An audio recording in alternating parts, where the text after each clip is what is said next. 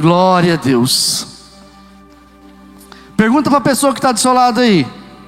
Primeiramente, né? Fala assim para ela: que bom que você veio. Glória a Deus. Agora pergunta assim para ela aí: você gosta de ser confrontado?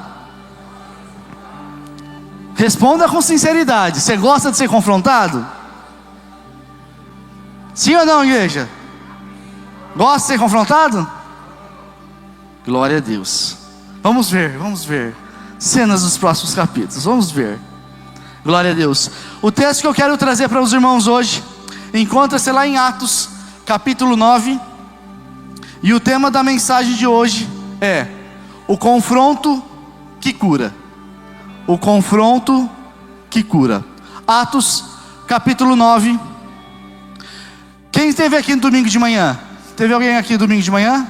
Mãe Marli, os irmãos ali, glória a Deus. Eu dei um pouquinho de spoiler do que a gente ia falar hoje. A gente ia falar um pouquinho sobre Paulo. O Bruno Guzmão esteve aqui semana passada, falou sobre Paulo e Silas, que estavam na prisão, uma palavra poderosíssima. E hoje eu quero falar sobre Paulo novamente, mas a partir do capítulo 9. E diz assim a palavra do Senhor, Atos capítulo 9, do versículo 1 em diante. Diz assim: e Saulo, respirando ainda ameaças e mortes contra os discípulos do Senhor, dirigiu-se ao sumo sacerdote e pediu-lhe cartas para Damasco, para as sinagogas, a fim de que se encontrasse algum daquela seita, que homens, que mulheres os conduzisse presos a Jerusalém.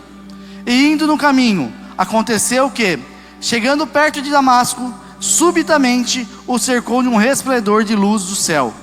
E caindo em terra, ouviu uma voz que lhe dizia: Saulo, Saulo, por que me persegues? E ele disse: quem é, Senhor?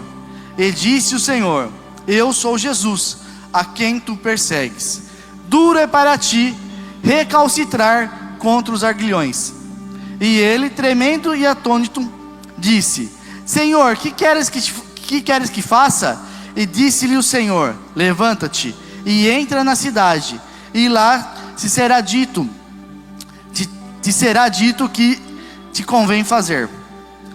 Versículo 7. E os varões que iam com ele pararam espantados, ouvindo a voz, mas não vendo ninguém. E Saulo levantou-se da terra, e abrindo os olhos não via ninguém, e guiando-o pela mão, o conduziram a Damasco. E esteve 3 dias sem ver, e não comeu nem bebeu. E havia em Damasco um certo discípulo chamado Ananias. E disse-lhe o Senhor em visão: Ananias. E ele respondeu: eis-me aqui, Senhor.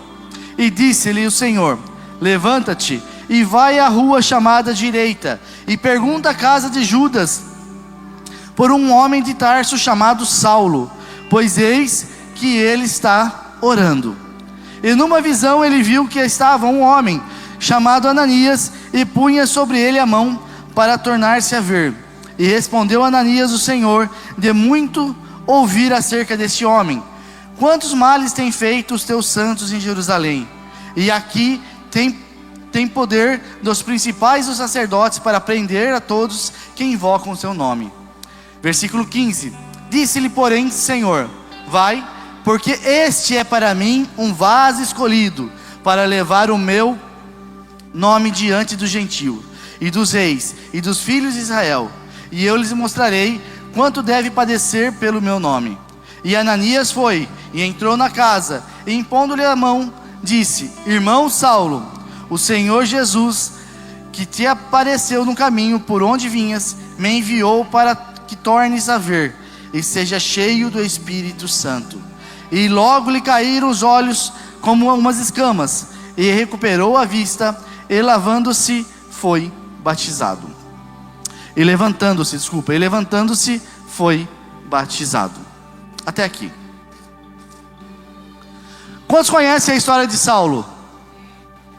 Conhecido também como Paulo. Por que às vezes a gente chama de Saulo? Por que a gente chama de Paulo? Tá? Eu estive procurando, pesquisando sobre isso também. Saulo tinha 2 significados. Tinha o significado hebreu, né? E tinha o significado romano. Hebreu é o significado Saulo. Em romano era Paulo, tá? Então por isso tem Saulo e Paulo. A Atos cita a partir do capítulo 9 como Saulo. E Saulo começa a aparecer na Bíblia a partir do capítulo 7 e 8 de Atos. E Paulo começa a aparecer na Bíblia a partir do capítulo 13 de Atos. E aí em diante começa como Paulo, tá? Porque já está na parte de Romanos e assim já vai indo. O que eu quero trazer com essa palavra? Eu quero trazer um contexto para todos aqui. E aí a gente vai entrar no texto aqui, mas antes de eu entrar nesse texto, eu quero trazer um pouquinho do que estava acontecendo. A gente passa pelo Pentecostes em Atos 2, a igreja começa a crescer.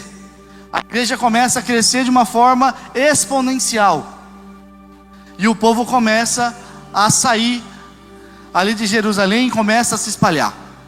E aí chegando lá para o capítulo 7, um jovem chamado Estevão, ele começa a pregar o evangelho. Ele começa a pregar com tanta emoção, com tanta eloquência, que as pessoas começam a se converter, que as pessoas começam a ir atrás dele. Ele começa a fazer uma multidão de pessoas. Só que ele começa a irritar também algumas pessoas. E quando Estevão começa a pregar, ele começa a falar da Bíblia, quase do começo até onde eles estavam ali, falar sobre Moisés, falar sobre Abraão. Ele começa a pregar sobre os heróis da fé ali. Chega uma hora que os sacerdotes pegam ele e arrastam para fora da cidade e o apedrejam, sem ele ter culpa alguma. Ele apenas é apedrejado por levar o evangelho, única e exclusivamente por isso. Só que quando estavam apedrejando Estevão, eles pegam as roupas das pessoas que estavam apedrejando, as túnicas deles, e pegam a roupa de Estevão que estava ali nu, sendo apedrejado, e colocam aos pés de um camarada chamado Saulo. E isso está lá em Atos 7. Atos 7, no versículo 58. E expulsando da cidade, o apedrejavam, e as testemunhas despuseram de suas vestes aos pés de um jovem chamado Saulo. No capítulo 8 diz assim, versículo 1: E fez-se naquele dia uma grande perseguição contra a igreja que estava em Jerusalém, e todos foram dispersos pelas terras da Judéia, da Samaria, exceto os apóstolos. No versículo 3 agora: E Saulo assolava a igreja, entrando pelas casas e arrastando homens e mulheres, e os encarcerava na prisão. Mas os que andavam dispersos iam por toda parte anunciando a palavra. Voltando aqui, Estevão prega a palavra. Estevão é morto, apedrejado por levar a palavra do Senhor. Só que com isso ele conseguiu encontrar alguns discípulos. E aí quando ele é apedrejado, Saulo estava ali. Porque Saulo já era um homem daquela cidade ali, que tinha muito respeito. As pessoas olhavam para ele, ele tinha muito respeito ali. Ele tinha uma conduta como um romano ali. Então as pessoas olhavam com ele e já tinham muito respeito por ele. E aí ele começa, Saulo, após ver Estevão sendo apedrejado, ele começa uma perseguição em cima da igreja. E as pessoas que estavam com Estevão, elas começam a debandar de Jerusalém. Elas começam a ir para as outras cidades. Elas começam a ir para Samaria. Elas começam a ir aos redores. E quando elas iam pregando o evangelho. No capítulo 8 diz que Saulo começa a perseguir. Ele começa a entrar nas casas, tirando todo e qualquer cristão de sua casa. Pegava e colocava na cadeia. E lá eles eram julgados, eram açoitados por pregar o evangelho. Como posso dizer? Por acreditar no Jesus Cristo. Por acreditar num Jesus que nos salvou. E a palavra vai dizer no capítulo 8 ainda, no decorrer do capítulo 8, que um jovem chamado Felipe, que acompanhava Estevão, começa a ir em cidade, correndo, com medo de ser preso, pregando o evangelho. E aí passa por umas histórias que a gente conhece também, que Felipe ele encontra o eunuco e o batiza. Chegamos no capítulo 9. Por que de toda essa introdução? Por que de todo esse aparato no começo, de Estevão, Felipe, até chegar Saulo ali? Porque eu quero trazer à memória de vocês que Saulo não era uma pessoa boa. Saulo não tinha uma índole boa. Para a gente que vê a história aqui.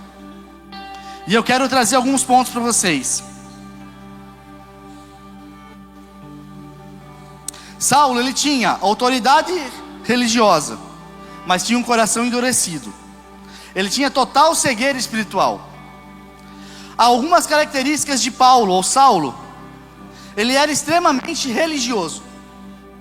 Se você falasse para ele, tivesse escrito que era para fazer A e mais B, ele fazia A mais B e aquilo lá não mudaria. Ele é extremamente religioso, zeloso ao extremo. Ele cuidava para que aquilo fosse feito da melhor forma possível. Ele era perseguidor e violento, convicto, porém errado,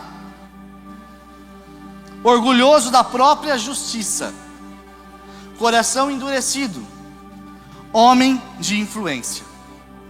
Esses eram os atributos de Paulo: coração duro, tinha influência, tinha a sua própria verdade.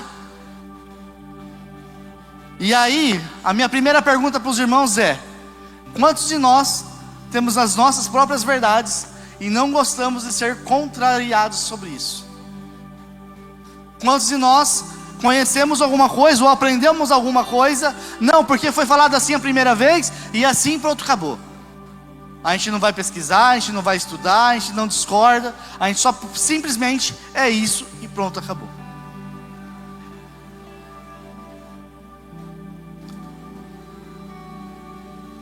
E o que mais me chamou a atenção na história de Saulo é como o Senhor o aborda. Como o Senhor, ele vem abordar Saulo em toda essa trajetória de perseguição,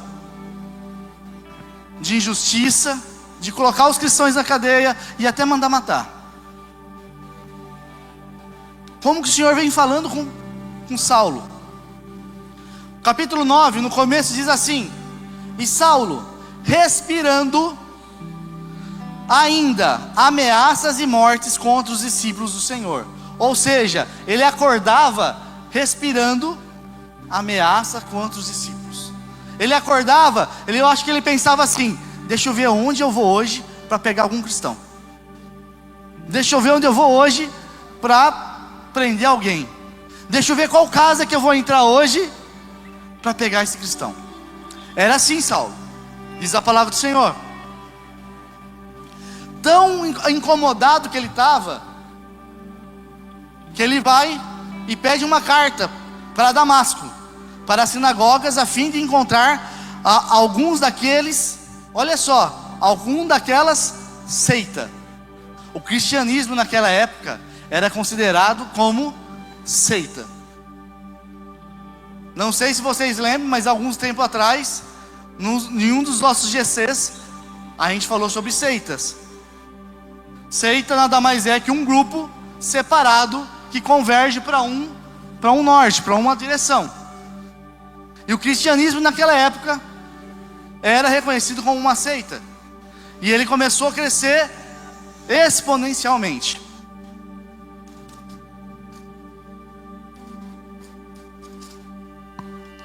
Versículo 3.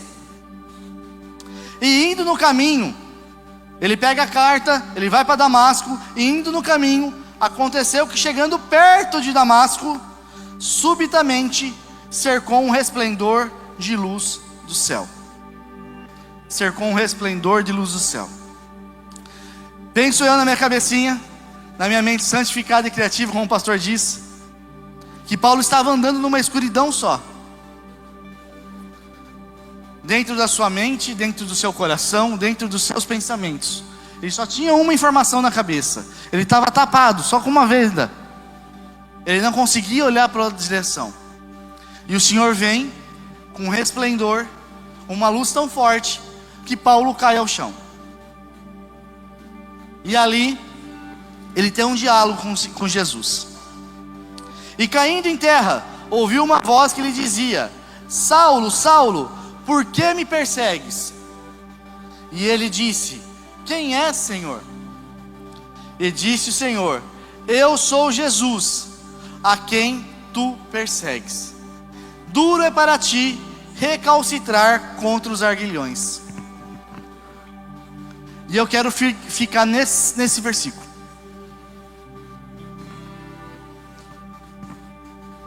Duro é para ti recalcitrar contra os arguilhões.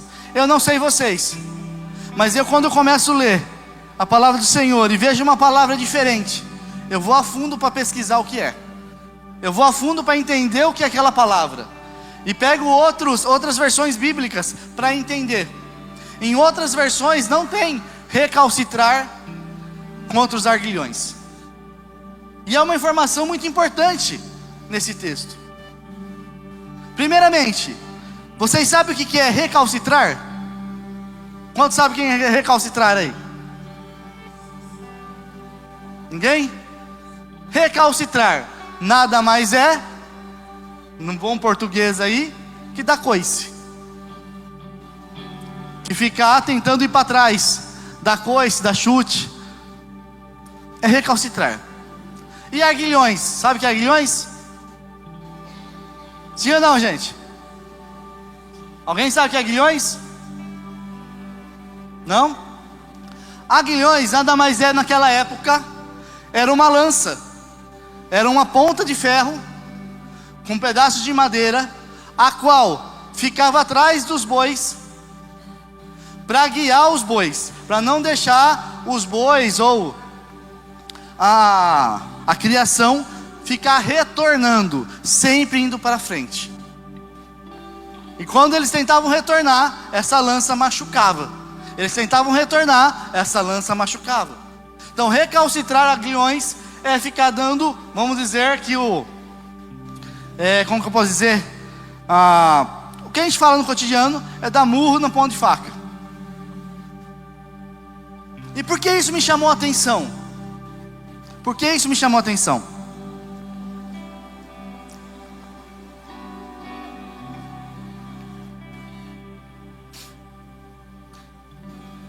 Porque o Senhor fala assim para ele: por que me persegues? Duro é para ti recalcitrar contra os aguilhões. O Senhor fala assim para ele: Paulo, porque tu lutas contra o meu desejo para a tua vida. E a pergunta para você é: por que você luta contra o desejo do Senhor para a sua vida? Porque nós lutamos com o desejo do Senhor para a nossa vida. O Senhor tenta nos guiar por um caminho, e a gente sempre fica recalcitrando, fica dando coice para trás.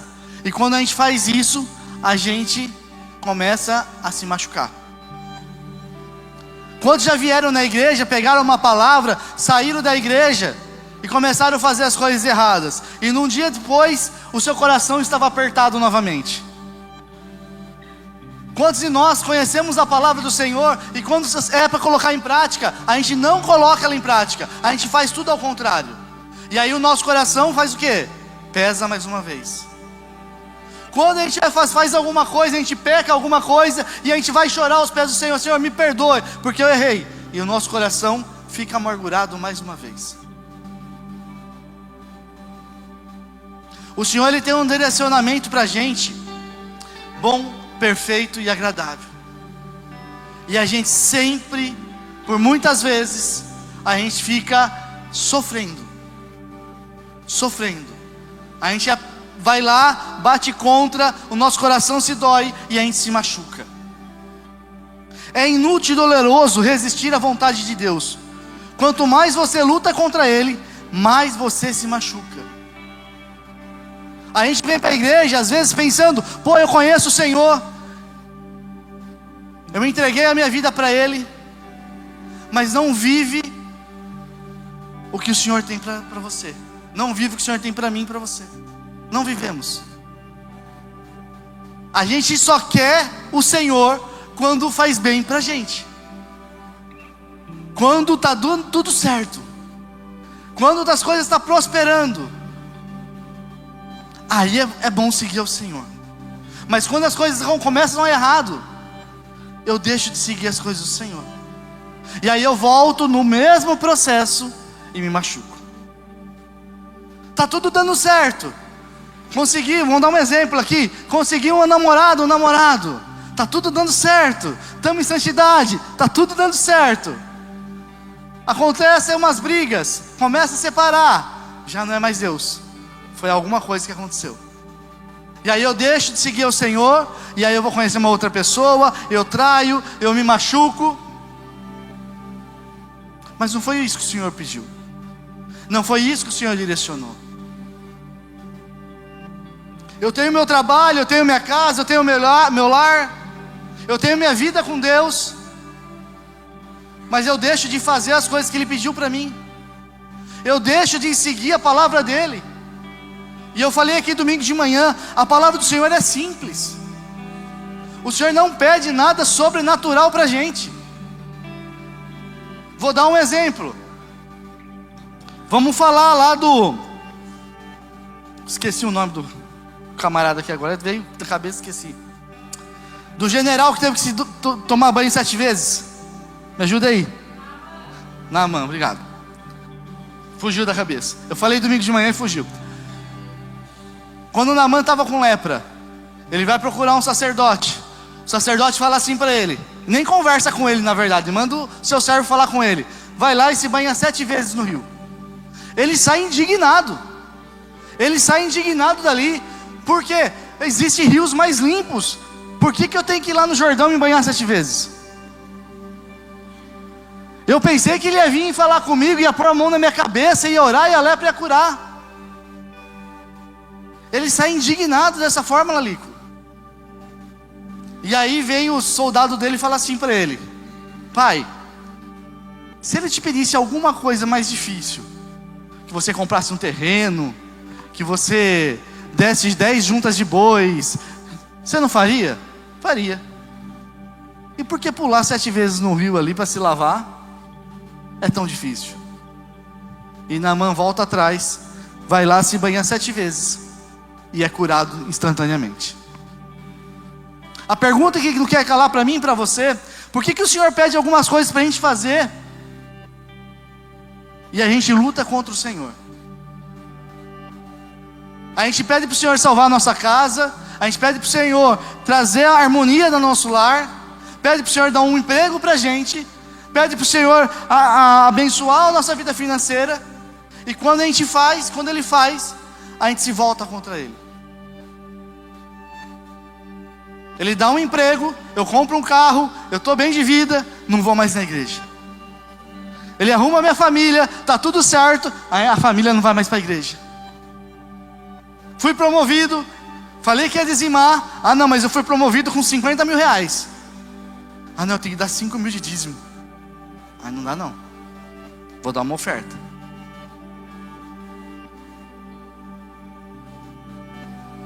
O confronto que cura.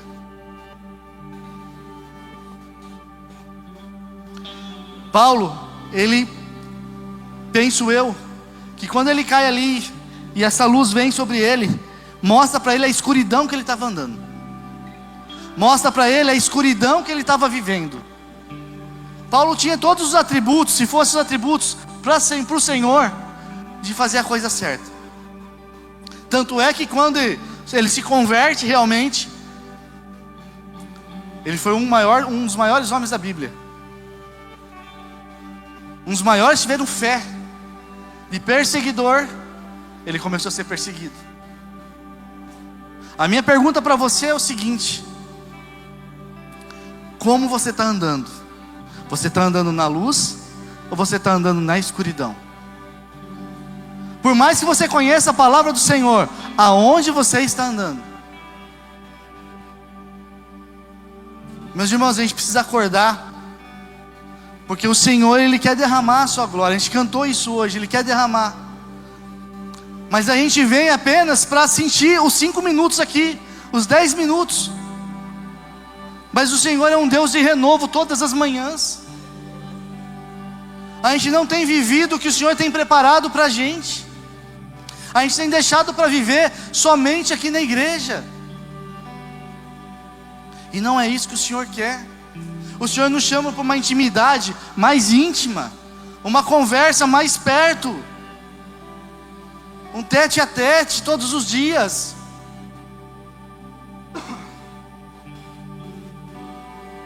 E eu comecei a mergulhar nessa palavra aqui. E aí ele fica cego, fica 3 dias sem ver, sem comer. Ele manda entrar numa cidade. E diz a palavra que ele fica os 3 dias orando. Orando. Uma coisa que me chama a atenção, e eu me incluo nisso, que o Senhor me esbofeteou aqui nessa palavra faz muito.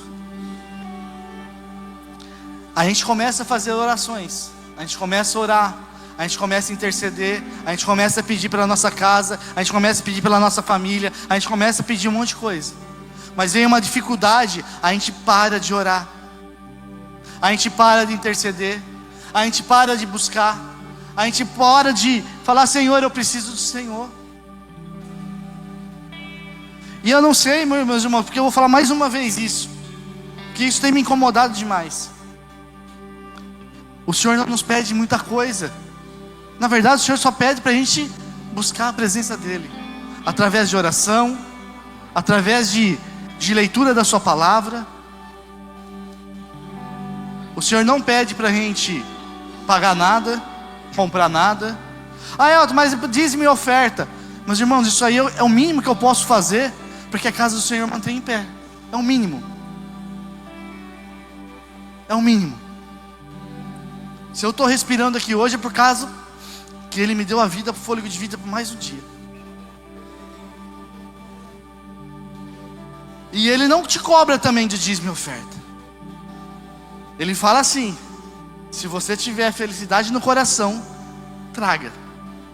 Se você não tiver felicidade, não traga.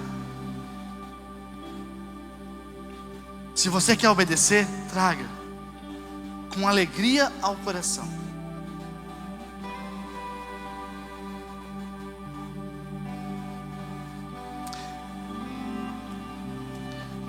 O Senhor tem trazido algo no meu coração muito forte, que Ele quer derramar a presença dEle tão forte sobre a tua igreja. Ele quer derramar uma presença tão forte, só que Ele precisa de pessoas fortes, não para viver momentos, mas para viver uma vida com Ele. Não para viver situações raras, rápidas, mas para viver uma vida na qual você é a referência de cristão. Domingo à noite no culto, estava conversando com o irmão ali atrás, esqueci o nome dele agora, se ele estiver assistindo ele vai lembrar. E ele falou assim que teve um pastor que comentou com ele uma história, que toda vez que ele passava para ir para a igreja, ele convidava o irmãozinho para ir para a igreja. Ah, vamos para a igreja? Não, hoje não, eu tô lendo um livro. Então tá bom. Aí chegava na outra semana: vamos para a igreja hoje? Não, ainda não terminei de ler o livro. 3 semanas, 4 semanas, passava, perguntava: não, estou lendo o livro. Passou 1, 2, 3 meses: não, estou lendo o livro. No 4º para o 5º mês, ele pegou, o rapaz passou, nem perguntou mais, e passou: viu, hoje eu vou na igreja. Ah, você vai? Terminou de ler o livro? Já terminei. Eu vi como você foi todos os dias para a igreja, todas as quintas-feiras para a igreja, todos os domingos para a igreja. E eu vi que a fé que você professa é uma fé verdadeira. O livro sou eu e você.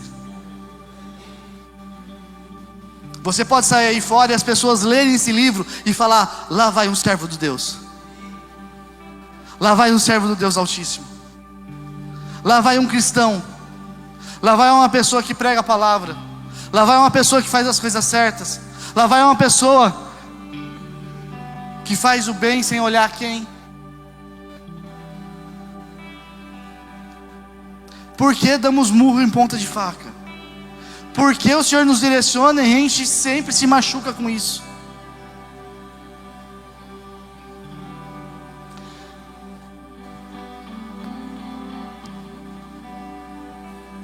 Quando temos um encontro genuíno com Deus,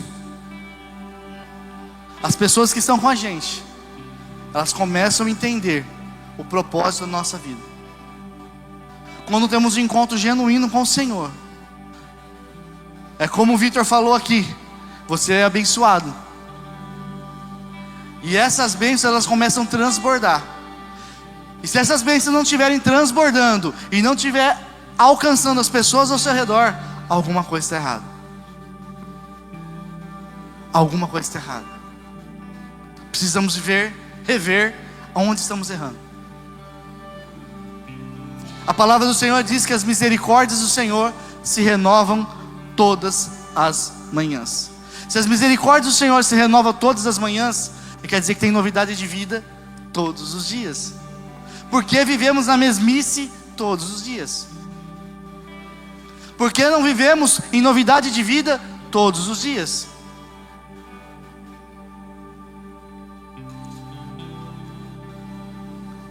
E eu falo demais, os irmãos que veio ministrar, os irmãos sabem que eu falo demais, questão de ter uma intimidade íntima com o Senhor. Às vezes a gente fica esperando alguém chegar próximo da gente para ministrar sobre a nossa vida. E é bênção, irmão. É muito bênção isso. Mas no momento certo, na hora certa, o Senhor vai levar alguém até você para falar com você o que realmente você precisa naquele momento. Mas fora isso, é você e Deus. É você e Deus.